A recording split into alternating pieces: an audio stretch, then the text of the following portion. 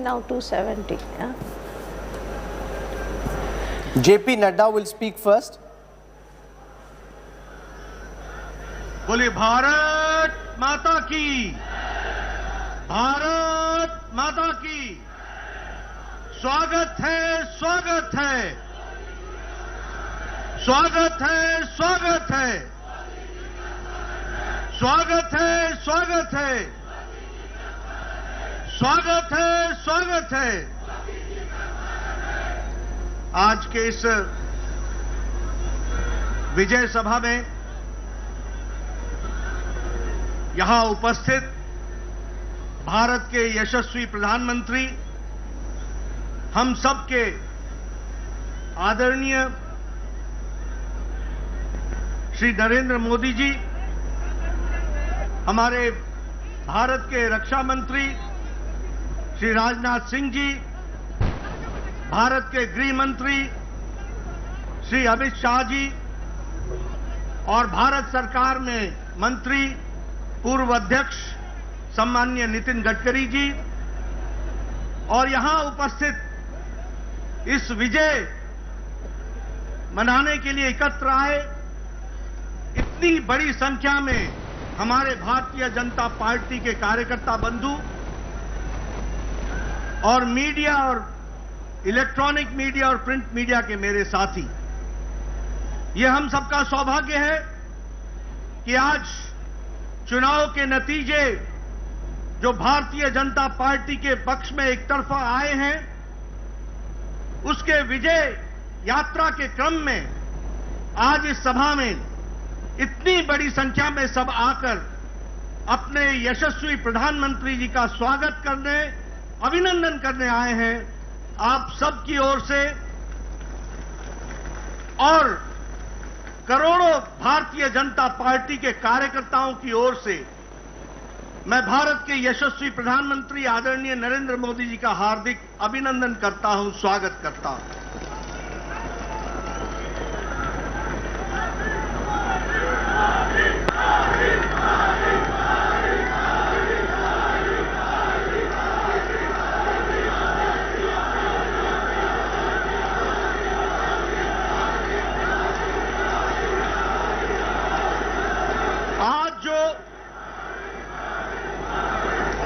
आज जो नतीजे आए हैं,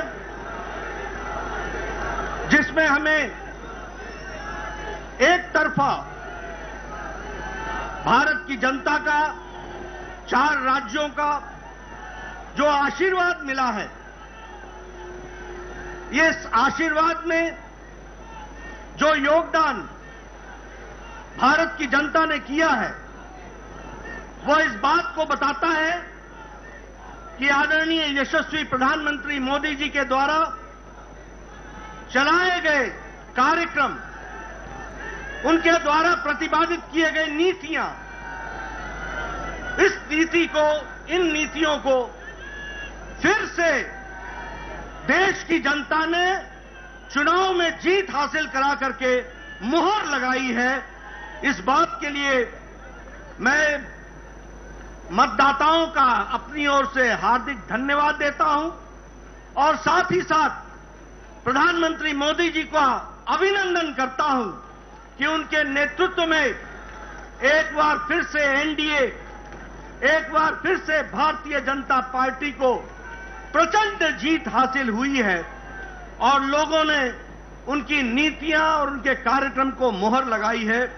इसके लिए मैं पुनः उनको बधाई भी देता हूं, धन्यवाद भी देता हूं और आप सबकी ओर से, करोड़ों कार्यकर्ताओं की ओर से और मतदाताओं की ओर से उनका हार्दिक अभिनंदन करता हूं, स्वागत करता हूं। मित्रों, जो नतीजे आज आए हैं वो इस बात को बताते हैं कि ये नतीजे बहुत तरीके से पहली बार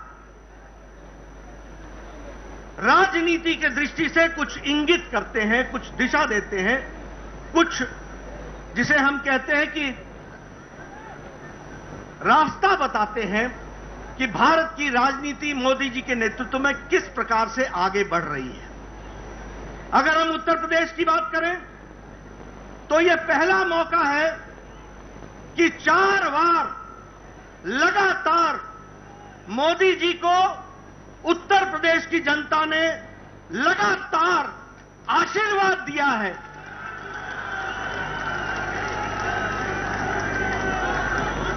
दो 2014 में प्रचंड जीत हासिल हुई थी उत्तर प्रदेश में लोकसभा में। 2017 में प्रचंड आशीर्वाद उत्तर प्रदेश की जनता ने दिया था और हमारी सरकार बनाई थी। और 2019 में फिर से लोकसभा में भारतीय जनता पार्टी को मोदी जी के नेतृत्व में आशीर्वाद मिला था और इस बार फिर से 2022 में चौथी बार लगातार भारतीय जनता पार्टी को आशीर्वाद मिल रहा है। यह पहली बार 37 साल बाद हो रहा है कि उत्तर प्रदेश में लगातार कोई पार्टी की सरकार दोबारा आई है। यह 37 साल बाद उत्तर प्रदेश की धरती पर हो रहा है और हमारा वोट शेयर भी 42% से ज्यादा बढ़कर के आया है। इसी प्रकार अगर हम देखें तो उत्तराखंड जब से राज्य बना तब से हमेशा वहां सरकार बदलती रही, हर चुनाव में सरकार बदलती रही, लेकिन मोदी जी के नेतृत्व में उत्तराखंड का चुनाव लड़ा गया और उत्तराखंड की जनता ने भी फिर से दोबारा और पहली बार दोबारा सरकार बनाई है और उत्तराखंड में भी भारतीय जनता पार्टी को बहुमत दिया गया है। अगर हम बात करें मणिपुर की, तो मणिपुर में भी पहली बार विशुद्ध भारतीय जनता पार्टी के बहुमत से अब हमारी सरकार बन रही है। यह परिस्थिति आई है, इसको भी हमको याद रखना चाहिए। और अगर हम गोवा की बात करें तो वहां हम इस बार हैट्रिक बनाने जा रहे हैं, तीसरी बार हम सरकार बनाने जा रहे हैं और वहां भी आदरणीय प्रधानमंत्री मोदी जी की नीतियों का, कार्यक्रम का आशीर्वाद हम सबको मिला है और उसके कारण ये जीत हासिल हुई है। मित्रों, जहां हम आज 4 राज्यों में सरकार बनाने के लिए अपने बहुमत के साथ खड़े हैं, वहीं कल के नतीजे जो असम के म्युनिसिपल बोर्ड के आए, कॉरपोरेशन के, आपको जानकर खुशी होगी कि 80 म्युनिसिपल कॉरपोरेशन में 77 में भारतीय जनता पार्टी ने जीत हासिल की है। और आज वहां भी एक बाई इलेक्शन था मंझोली का, वह भी सीट प्रचंड मार्जिन के साथ भारतीय जनता पार्टी ने जीती है। इसलिए जिसे हम कहते हैं कि हमारी जनता ने मोदी जी को भरपूर आशीर्वाद दिया, एक तरफा आशीर्वाद दिया है और उनकी नीतियों के, उनके कार्यक्रमों को फिर से एक बार मुहर लगाई है। इस बात के लिए हम सबको बहुत बहुत मोदी जी का धन्यवाद देते हैं। मित्रों, चुनाव में एक बात कही गई कि कुछ पार्टियां हमारे खिलाफ जुट गई हैं और इसलिए वोट की मात्रा उनकी बढ़ जाएगी और वो जीत हासिल करेंगे। कई पत्रकार ये पूछा करते थे कि इतनी पार्टियों का जमावड़ा हो गया है, आप किस तरीके से इसको देखते हैं? मैं उस समय भी कहता था कि यदि नेता मिल जाएं और पार्टियां मिल जाएं तो वोटर नहीं मिलता है, वोटर अपनी रक्षा करना खुद जानता है। इस बात को हमको याद रखना है। और मैंने ये भी कहा था कि चुनाव सिर्फ मैथमेटिक्स नहीं है, चुनाव सिर्फ अरिथमेटिक नहीं है, चुनाव केमिस्ट्री है। और जब मैं केमिस्ट्री बोलता हूं तो हम सबको ये याद रखना चाहिए कि भारत की जनता, गरीब जनता, वंचित जनता, पीड़ित, शोषित, दलित, हमारी महिलाएं, हमारी बहनें, हमारा युवा साथी, हमारा किसान आज अगर अपनी केमिस्ट्री जोड़ता है तो वो नरेंद्र मोदी जी के साथ जोड़ता है। इस बात को हमको याद रखना चाहिए।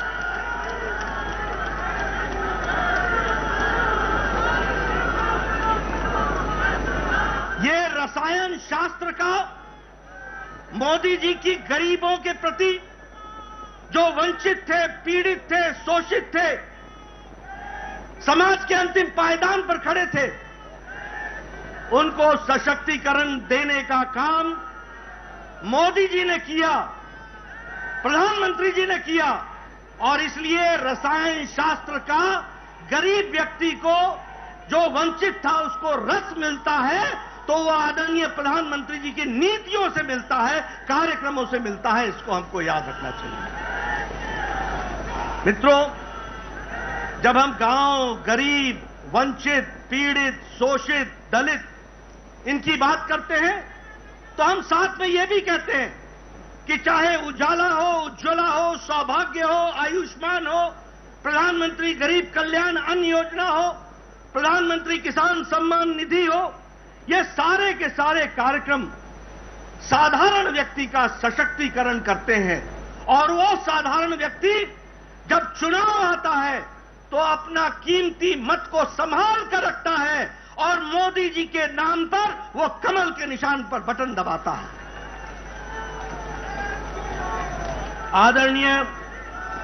आदरणीय प्रधानमंत्री जी ने भारत की राजनीति की संस्कृति बदली है।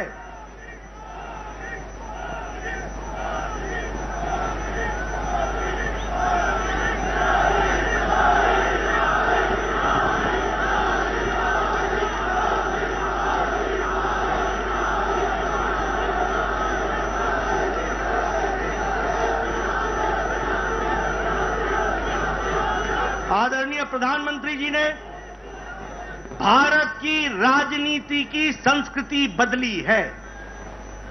लंबे समय तक एक राजनीति चल रही थी। वह राजनीति थी भाई भतीजावाद, भ्रष्टाचार, सांप्रदायिकता, जातिवाद, परिवारवाद, क्षेत्रवाद।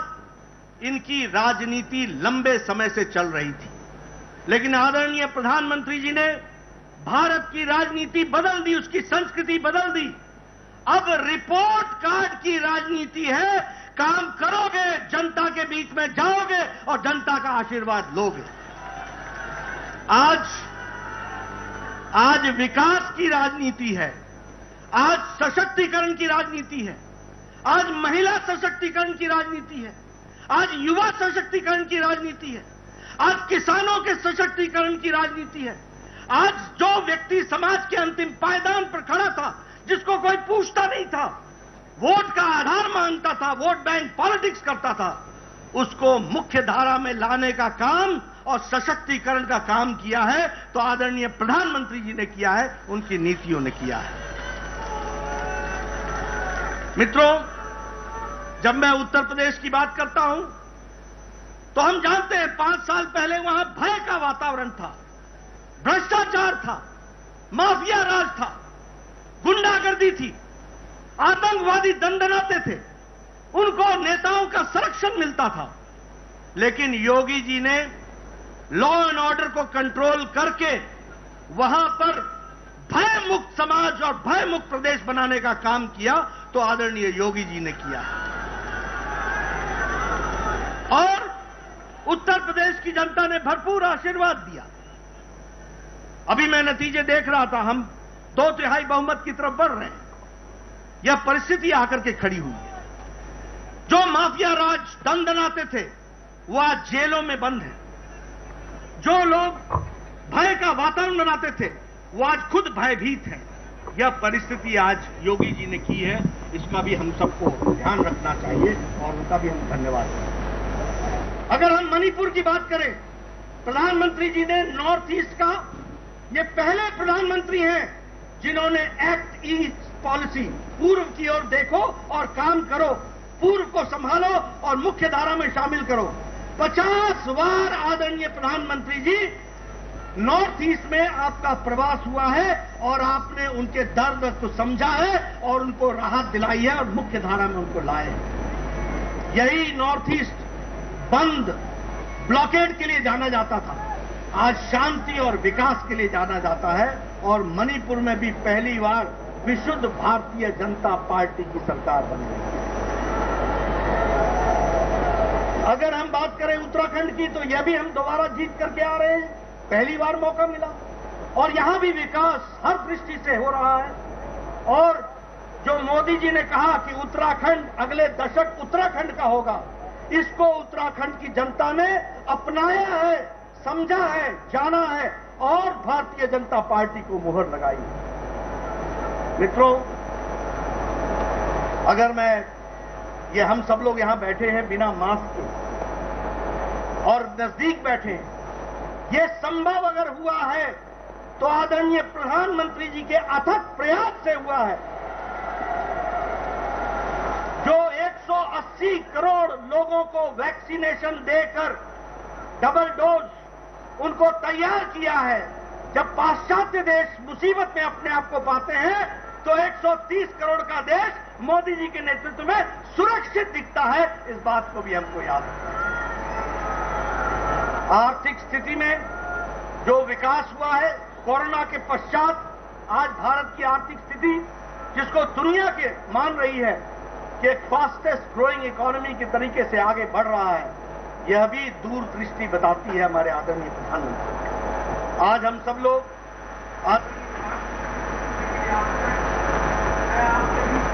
नहीं रहूंगा। मैं इस मंच से जहां आदरणीय प्रधानमंत्री जी को धन्यवाद देता हूं, सभी केंद्रीय नेताओं को धन्यवाद देता हूं, सभी हमारे प्रदेश के नेताओं को धन्यवाद देता हूं, वहीं मैं अपने करोड़ों करोड़ों कार्यकर्ताओं को बधाई और धन्यवाद देता हूं। कार्यकर्ताओं ने जमीन पर जाकर अथक प्रयास किया। क्या नेता, क्या कार्यकर्ता, क्या विस्तारक, क्या हमारे प्रवासी कार्यकर्ता, सबने अपना पूरी ताकत लगाई और आपकी जमीन पर मेहनत रंग लाई और मोदी जी की नीतियों को वोट में परिवर्तित करने में आपने अपना योगदान दिया। मैं आप सबको भी इसके लिए बधाई देता हूं और धन्यवाद देता हूं।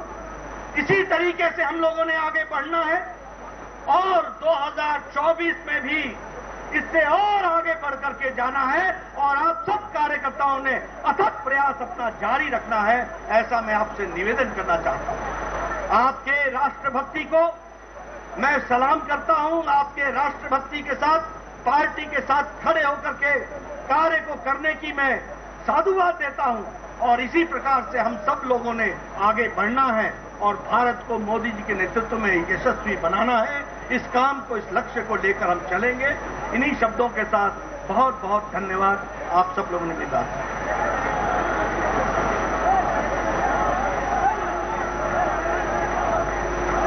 गरीब, शोषित, वंचित के लगातार उत्थान करने वाले उनके मसीहा के रूप में माननीय प्रधानमंत्री जी विश्व के सबसे लोकप्रिय नेता हैं।